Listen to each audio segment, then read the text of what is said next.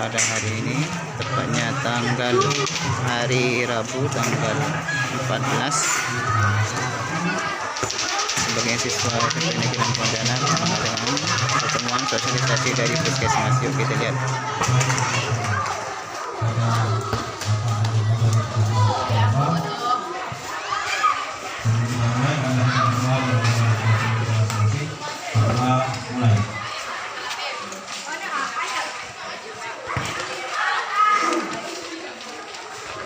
Selesai, kita dari Bapak. Salam sejahtera, alhamdulillah. Pada hari ini setelah kita yang dipelopori oleh Guru Ruslan dan Ranger, sekolah ada kegiatan tabel UKS. Pesan Bapak tolong ikuti materi dengan baik. Serap ilmunya, ambil ilmunya, kemudian aplikasikan, manfaatkan ilmu itu nanti buat usaha.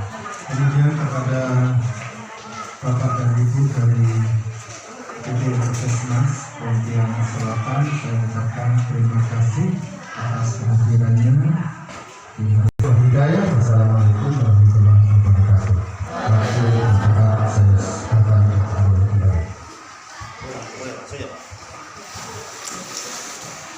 Kesehatan reproduksi remaja.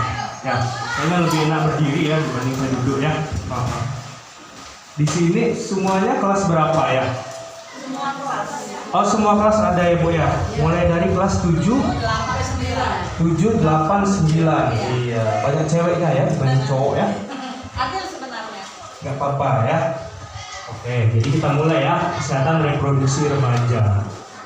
Oke, apa itu ya? Jadi reproduksi itu berasal dari kata re dan produksi.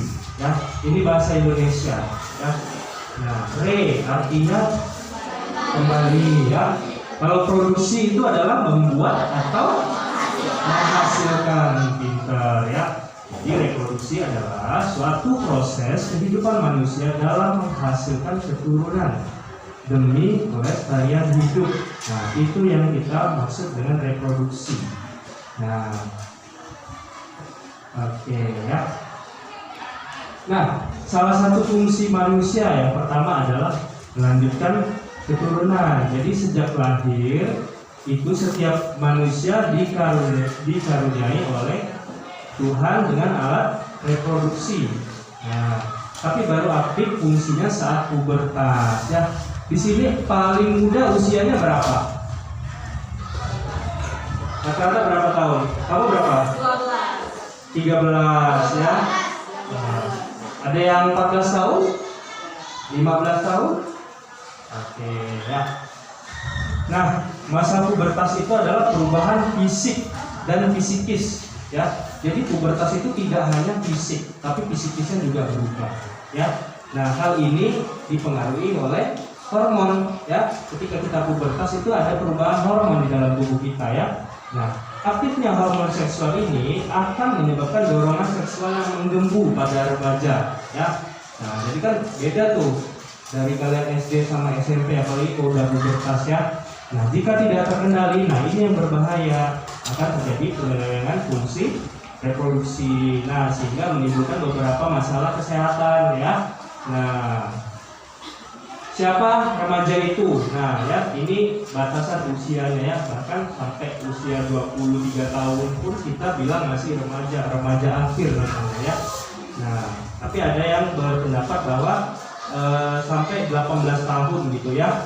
Nah, ini prapubertas ya, dari usia 10 sampai 12 tahun. Jadi pubertas itu ketika sudah masuk usia 13 sampai usia kurang lebih 15 sampai 16 tahun ya, itu usia pubertas atau kita bilangnya remaja awal biasanya ya. Nah, ini udah terjadi perubahan di dalam tubuh ya. Nah, apa sih perubahannya? Nah, yang beda ya, perubahan pubertas pada laki-laki dan perempuan ya. Sudah tahu kan perbedaannya? Yang pertama adalah tanda seks primer ya. Tanda seks primer itu kalau pada perempuan ketika dia pubertas dia head. Nah, di sini udah pada ada yang belum ini, ada yang belum head, pubertas. Nah, kalau pada laki-laki itu mimpi basah ya. Nah, itu tanda-tanda seks primer ya. Nah, selain tanda seks primer juga ada tanda-tanda seks sekunder ya. Misalnya pada laki-laki tumbuh jakun ya. Terus ada rambut di bagian organ kemaluan gitu ya, di ketiak gitu ya. Nah, terus biasanya tumbuh kumis yang laki-laki ya. Itu sudah termasuk tanda-tanda seks sekunder. Nah, kalau pada perempuan ya ada pembesaran pada payudara, pinggulnya melebar ya. Nah, tumbuh rambut di ketiak dan sekitar kemaluan, itu tanda-tanda seks primer bahwa menandakan kalian itu sudah pubertas gitu ya. Nah, tapi di saat pubertas akan timbul beberapa masalah karena perbedaan, karena pengaruh hormonal tadi ya. Masalah yang pertama biasanya bau badan. Nah, ini wajar terjadi karena apa? Karena tadi produksi kelenjar keringat ya. Jadi ketika sudah pubertas itu tubuh kita lebih banyak mengeluarkan keringat ya. Kelenjar keringat itu di mana? Biasanya kelenjar keringat itu di daerah lipatan, salah satunya di ketiak gitu ya. Nah, cara mengatasinya gimana ya? Dengan mandi teratur ya, menggunakan deodoran. Misalnya pakaiannya sudah basah ya harus diganti, karena kalau tidak akan menimbulkan masalah kesehatan ya. Nah, bisa tumbuh jamur nanti di kulitnya ya. Nah, jerawat. Nah, ini dia ya. Jadi jerawat ini terjadi karena sumbatan kelenjar minyak oleh kotoran ya. Nah, cara solusinya adalah membersihkan muka ya, pakai obat jerawat ya. Tidak teratur pada yang perempuan ya. Nah, ini harus dicatat ya, menstruasi tidak teratur. Ini biasa banyak penyebabnya. Salah satunya biasanya karena kembali lagi hormon, semua hormon yang mengatur ya. Mungkin karena kelelahan, kecapean, stres, dan obesitas biasanya. Kelebihan berat badan itu akan menyebabkan head tidak teratur. Minuman yang mengandung banyak gula ya. Nah, ini ya menstruasi ya, rata-rata mulai terjadi di usia 8-13 tahun ya, tapi biasanya paling sering ya rata-rata usianya 12 tahun ya, 12-13 tahun. Nah, terjadi setiap 21-30 hari ya. Nah, ini yang tadi saya bilang siklusnya dipengaruhi oleh stres ya, pengobatan ya. Nah, jadi kalian harus juga aktivitas fisik, salah satunya olahraga ya. Jangan mageran ya, apalagi zaman sekarang dikit-dikit HP gitu ya. Nah, jadi mageran, malas olahraga ya. Menstruasi sindrom ya. Jadi ini biasanya pada saat head menjadi malas ya. Terus nafsu makan biasanya meningkat, emosinya tidak stabil. Nah, ini yang paling sering ya. Pada anak perempuan ya, kalau anak cowok sih nggak head ya. Oke. Nah, gimana solusinya ya? Kram perut, jadi kepala, bahkan bisa sampai biasanya ada yang pingsan saking nggak tahannya dia sakit perut ya. Nah, kurangi makanan bergaram ya, tepung-tepungan, gula ya, coklat dan kafein. Nah, kalian harus banyak minum air putih ya. Nah, kayak saya tadi bilang, apalagi zaman sekarang ya warung kopi di mana-mana ya. Saya lihat anak-anak remaja udah pada biasanya ngumpul di warung kopi ya. Nah, kalian tahu nggak biasanya kalau kalian minum kopi susu itu berapa banyak gulanya? Ya, banyak banget itu ya. Hati-hati, karena nanti kalian bisa kena penyakit diabetes ya. Jadi jangan berpikir lagi bahwa diabetes itu hanya penyakit orang tua. Bahkan anak-anak pun bisa terkena diabetes kalau misalnya pola hidupnya tidak baik ya, tidak bagus ya. Nah, ini dismenor ya. Dismenor itu nyeri, kram perut saat head. Nah, salah satu cara yang bisa kalian lakukan adalah kompres air hangat perutnya. Dikompres pakai air hangat itu membantu merelaksasikan otot-otot di perut kalian gitu ya. Nah, terus kalau misalnya masih rasa sakit ya, minum obat seperti paracetamol itu boleh ya kalau pada dismenor ya. Tapi kalau misalnya nyerinya makin hebat ya harus konsultasi ke dokter ya. Nah ini dia keputihan ya, permasalahan lainnya. Keputihan itu suatu hal yang normal apabila dia menjelang atau setelah menstruasi atau di tengah-tengah siklus. Nah keputihan yang normal itu seperti apa ya? Warnanya putih jernih, tidak berlebihan jumlahnya, tidak berbau dan tidak gatal, itu keputihan yang normal. Tapi hati-hati, ada keputihan yang tidak normal ya. Nah salah satunya misalnya jumlahnya sangat banyak, warnanya kekuningan, berbusa seperti ini ya. Nah terus bisa sampai berbau, biasanya baunya nggak enak ya. Nah ini keputihan yang tidak normal ya, biasanya disebabkan oleh infeksi ya. Makanya kalau yang perempuan tidak disarankan menggunakan sabun pembersih ya. Kenapa? Ada yang tahu kenapa tidak disarankan menggunakan sabun pembersih kontaan? Ada yang tahu nggak? Tahu ya? Ya, jadi ketika kalian menggunakan sabun pembersih, itu kalian juga ikut membunuh bakteri baik di sekitar organ reproduksi atau organ kemaluan kalian. Di mana bakteri baik itu sebenarnya dibutuhkan untuk menjaga ketahanan dari organ reproduksi kalian. Ketika kalian pakai sabun pembersih itu kuman yang baik pun ikut mati, akhirnya nggak ada yang jagain, akhirnya gampang terserang oleh kuman-kuman yang jahat. Makanya dia keputihan gitu ya. Ini kesehatan reproduksi ya, yaitu keadaan sehat baik secara fisik, psikis dan sosial yang berkaitan dengan sistem, fungsi dan proses reproduksi pada laki-laki maupun perempuan ya. Gimana cara merawat organ reproduksi? Yaitu yang pertama ya, pakaian dalam diganti maksimal 2 kali sehari ya. Jadi kalau kalian terutama yang cowok ya, aktivitasnya mungkin lebih aktif gitu ya, olahraga ya. Jadi kalau misalnya pakaian dalam kalian sudah lembab itu harus segera diganti.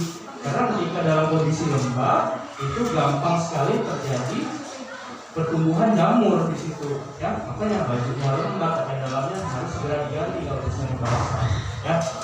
Gitu. Misalnya kayak habis olahraga, sebaiknya kalau olahraga habis olahraga itu bukan cuma ganti pakaian luar aja. Kalau bisa bekal pakaian dalam juga dari rumah harus diganti gitu ya.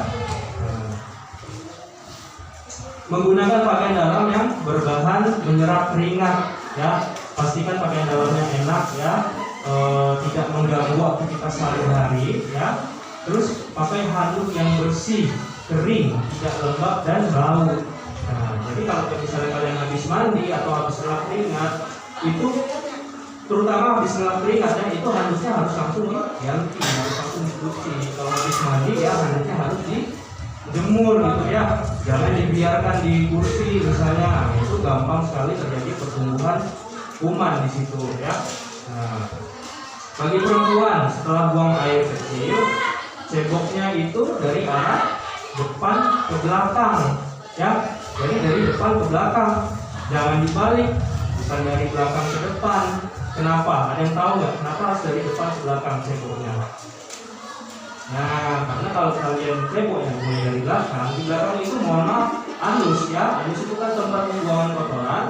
Nah, ketika kalian ceboknya dari belakang ke depan, itu bakteri yang ada di anus itu akhirnya bisa bermigrasi atau pindah ke daerah vagina.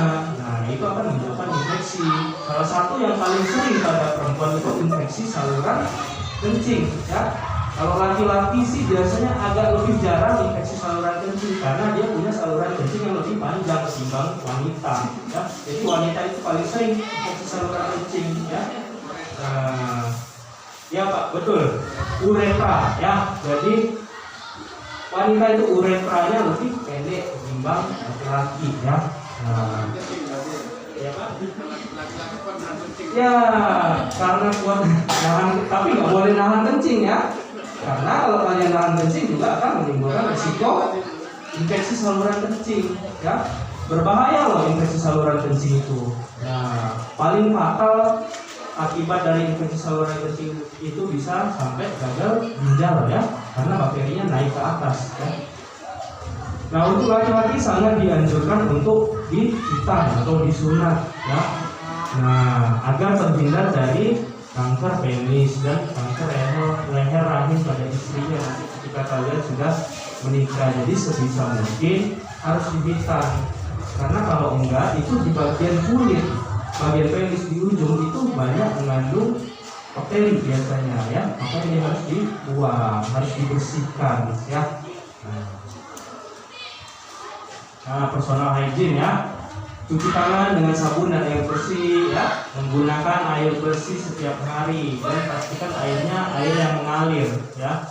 Nah, mandi sehari 2 kali ya, jangan sehari sekali mandinya, apalagi kalau libur pasti malas mandi ya. Sehari sekali ya. Meningkat gigi sebelum beraktivitas ya, terutama setelah makan dan sebelum tidur ya. Nah, menggunakan jamban sehat yang tertutup ya, dan menggunting kuku seminggu sekali ya. Ini jangan lupa kukunya dibersihkan ya, karena kalau kalian tidak bersihkan kuku itu di kuku banyak sekali bakterinya, nanti kalian makan bakterinya masuk ke dalam kuku kalian ya. Nah, ini THBS ya, kurang lebih tadi dengan yang saya jelaskan ya, perilaku hidup bersih dan sehat ya. Nah, ini ilustrasinya bisa kita lihat ya, cuci tangan ya dengan air bersih dan sabun ya. Nah, belajar di kantin sekolah yang sehat ya, membuang sampah pada tempatnya ya. Nah, ini buat yang perempuan ya, manajemen kebersihan pada saat menstruasi ya. Nah, jadi tipsnya adalah kalian harus mengganti pembalut tiap 4-6 jam. Jadi 4-6 jam kalian harus ganti pembalut. Nah, kalau kalian sekolah biasanya berapa jam? Masuknya jam berapa? Jam 7, pulangnya jam 2 ya Bu ya. Oh, berapa jam tuh? Lebih dari 6 jam ya Bu ya. Jadi kalau kalian yang head, yang perempuan, bawalah pembalut dari rumah bekal ya. Kalau sudah 6 jam izin ya, nanti pembalutnya jangan dibiarkan lama-lama ya. Nah, nanti itu akan menjadi pertumbuhan dari bakteri ya. Nah, jangan membuang ya, jangan membasuh vagina dengan air kotor ya. Nah, pakai tisu basah dan kita pakai tisu kering jika tidak ada air bersih ya.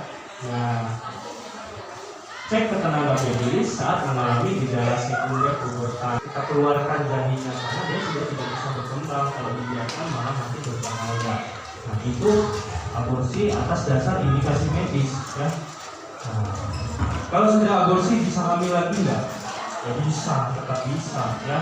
Nah, kehamilan itu terjadi ketika sel sperma bertemu dengan sel telur awal ya. Nah, ini berbahaya ya. Nah, ini kalau pada wanita dan pria ini ya, dilihat ya, kelaminnya bisa sampai luka, kencing nanah, nyeri ya. Nah, itu berbahaya ya, bahkan bisa sampai kematian ya. Nah, ini infeksi menular seksual, sulit mengobati ini, sulit. Jadi jangan sampai kalian melakukan penyimpangan ya, karena sulit sekali diobati. Maaf apabila ada kekurangan, silakan kalau kalian ingin bertanya ya, tanya apa saja boleh ya. Nah, selagi saya bisa jawab, saya jawab ya. Oke, wassalamualaikum warahmatullahi wabarakatuh. Sekian.